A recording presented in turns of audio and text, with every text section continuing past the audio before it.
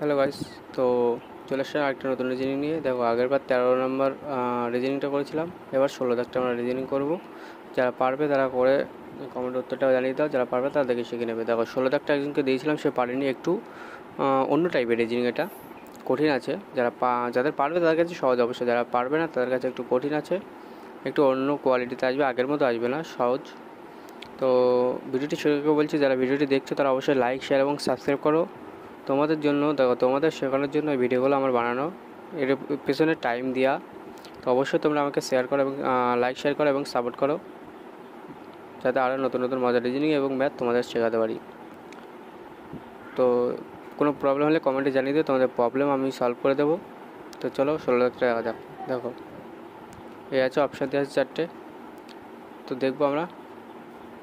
দেখো, 3-এর সাথে 6, একটা বাদে একটা নেবো আমরা, প্রথমে দেখি কী আসে।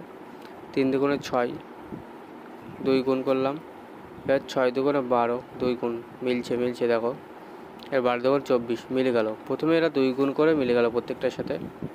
তো এবার যেগুলো বাদ দিয়েছিল সেগুলো 5, এদের সাথে 2 গুণ করলে তো 10 হচ্ছে, 2 গুণ করা যাবে না। এর ডিস্টেন্সটা আমরা দেখব। 7, 7 5 12, 12 আর 7 19, নাও 7 করে ডিস্টেন্সটা দেখি। 19 ধরে নিলাম, 19 আর 26, যদি 7 হয় তাহলে মিলে যাবে। 19 আর 7 26, হ্যাঁ, তাহলে 19 আমাদের কারেক্ট অ্যান্সার হয়ে যাবে। দেখো, প্রত্যেকটারই 7 করে গ্যাপ, এমন লজিক মিলতে হবে যাতে প্রত্যেকটার লজিক একই হয়। অন্য ডিস্টেন্স হলে কিন্তু হতো না, যেহেতু ডিস্টেন্সটা একই, সেই জন্য উত্তরটা মিলেছে এবং সঠিক হবে উত্তরটি। এটাই রাইট অ্যান্সার। খুবই সহজ একটা রিজনিং, যারা পারবেন তাদের কাছে একটু কঠিন, একটু অন্য টাইপের রিজনিং। তো আরও এমন রিজনিং আছে, তোমাদের শেখাবো অবশ্যই। তারা আমাকে লাইক, শেয়ার এবং সাবস্ক্রাইব করো, তোমাদের আরও নতুন নতুন মজার রিজনিং শেখাবো। তো সবাই অবশ্যই সাপোর্ট করো। Bye guys.